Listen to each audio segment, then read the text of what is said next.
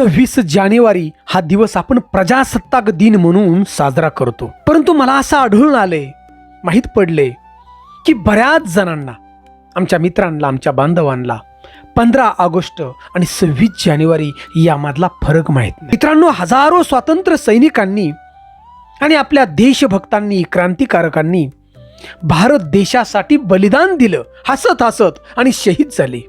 या सगळ्यांचं एकच स्वप्न होतं की भारताची पुढची पिढी या स्वतंत्र देशामध्ये जन्माला यावी. आणि म्हणूनच मित्रांनो, आपला जो हा व्हिडिओ आहे, सुंदर अशी माहिती आहे की आपण 26 जानेवारी का साजरी करतो आणि 26 जानेवारी हीच तारीख का.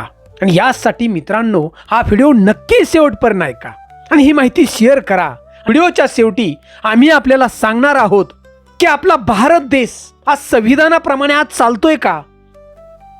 खरंच हजारो क्रांतिकारांनी बलिदान दिलं आणि आपल्या देशाला स्वतंत्र केलं, परंतु या बलिदानाची जाणीव आज आपल्या राजकर्त्यांना आहे का. त्यासाठी हा व्हिडिओ नक्की शेवटपर्यंत ऐका आणि शेवटी कमेंट आम्हाला भारत माता की जय अशी कमेंट आम्हाला जरूर करा. चॅनलवरती प्रथम असाल तर नक्की सबस्क्राईब करा. मी हनुमंत पवार, तुम्ही पाहताय मराठी मोटिवेशन हिस्ट्री चॅनल. तर मित्रांनो, तुम्हा सगळ्यांना माहीत आहे की आपल्या देशावरती इंग्रजांनी राज्य केलं आणि ते सुद्धा 150 वर्ष राज्य केलं. आपला देश स्वतंत्र व्हावा म्हणून हजारो देशभक्तांनी हसत हसत आपल्या भारत मातेला स्वतंत्र करण्यासाठी फासावरती गेले. आणि त्यावेळी ब्रिटिशांनी त्यांचे कायदे आपल्या देशात लादले होते बघा, हे राज्य करताना. आणि त्यांच्या कायद्यांचा जो कोणी विरोध करेल त्याच्यावरती ते अत्याचार करत. 13 एप्रिल 1919 साली त्यावेळी जालियनवाला बाग हत्याकांड हे प्रकरण घडलं. ही घटना म्हणजे हृदय पिळवटून टाकणारी घटना.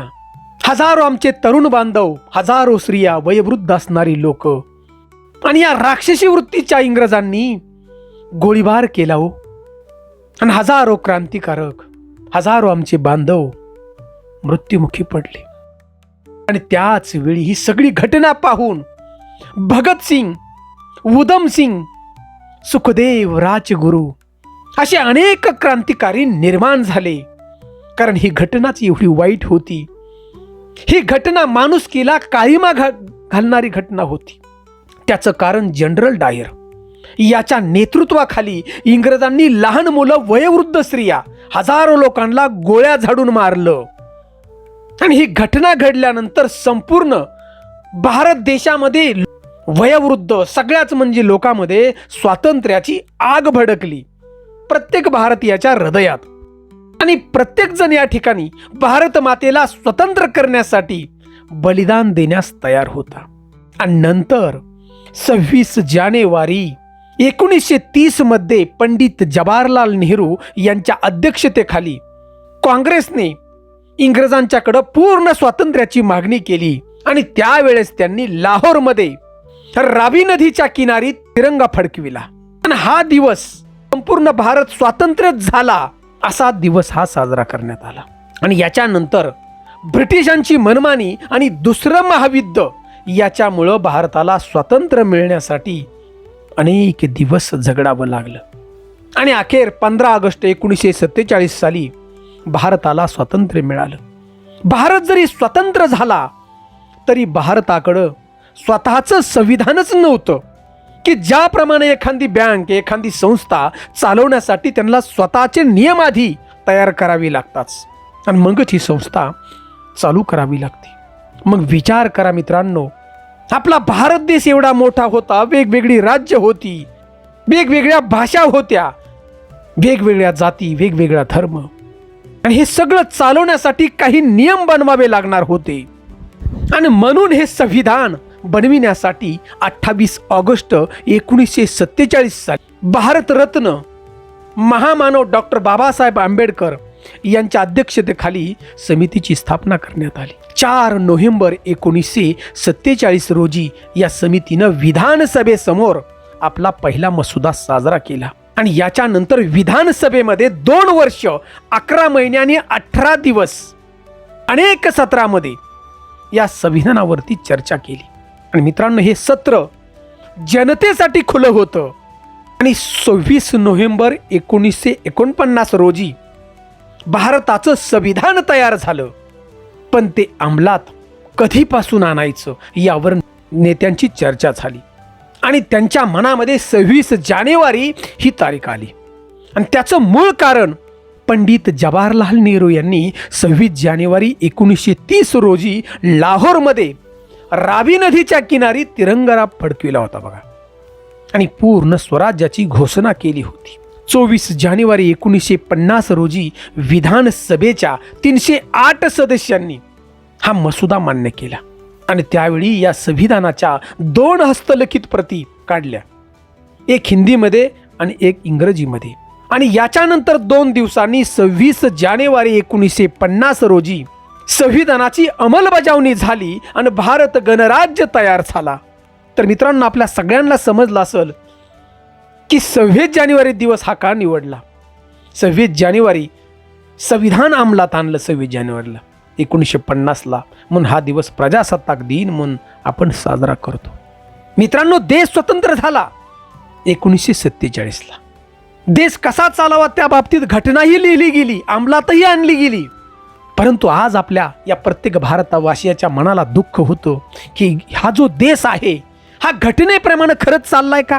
लोकशाही म्हणजे लोकांनी लोकांसाठी केलेलं राज्य, लोकांनीच चालवलेलं राज्य, आणि खरंच आज असं चाललंय का. भारत देशामध्ये होणाऱ्या निवडणुका, मग ती आमदारकीची असू, खासदारकीची असू किंवा नगरसेवकाची असू, ह्या निवडणुका खरंच लोकशाहीनं चालल्यात का. कुठलाही पक्ष असो. तर मित्रांनो, या व्हिडिओच्या माध्यमातून मी सांगतो की भारताची लोकशाही धोक्यात आलेली. होणारी मतदानं ही पैशानं विकत घेतली जाऊ लागलीत. आणि मित्रांनो, हे त्रिकाल सत्य आहे. जो कोणी व्हिडिओ ऐकत असेल त्यालाही माहीत पडत असेल की आपल्या भागामध्ये, आपल्या तालुक्यामध्ये आज परिस्थिती काय आहे, लोकशाहीवरती लोकांचा किती विश्वास राहिला आहे. आणि आज या लोकशाहीला वाचवण्यासाठी, या भारताचं संविधान वाचवण्यासाठी तरुण मतदारांनी जागं राहिलं पाहिजे.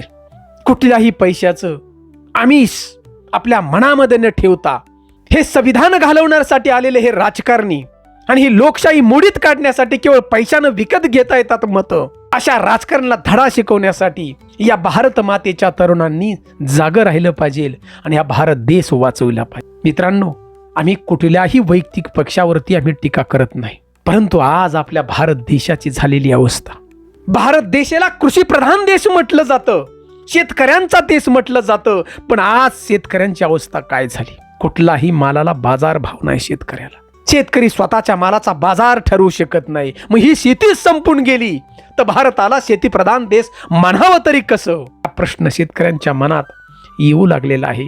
कारण न्यायच मिळणं बंद झालेलं आहे. संपूर्ण भारताची अर्थव्यवस्था व्यापाऱ्यांच्या हातात गेलेली आहे. जणू लोकशाहीच नाही असं वाटू लागलंय. आणि जो बोलेल त्याला तुरुंगाची भीती मिळत आहे. काय करावं हे कळत नाही. म्हणून मित्रांनो, जागे व्हा आणि प्रामाणिकपणे ही लोकशाही वाचवण्यासाठी उभे राहा. आज भारत मातेला याचीच गरज आहे हो. कारण ज्या हजारो क्रांतिकारांनी आपलं बलिदान दिलं, हसत हसत फासावर गेले हो, त्याची आठवण आज राजकर्त्यांना राहिली नाही.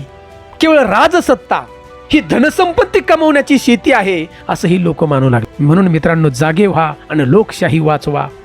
आणि लोकशाही वाचवायची असेल तर छत्रपती शिवरायांचे विचार, छत्रपती शंभूराजांचे विचार, डॉक्टर बाबासाहेब आंबेडकरांचे विचार आज लोकशाहीला वाचू शकतात. आणि हेच विचारांची गरज आहे.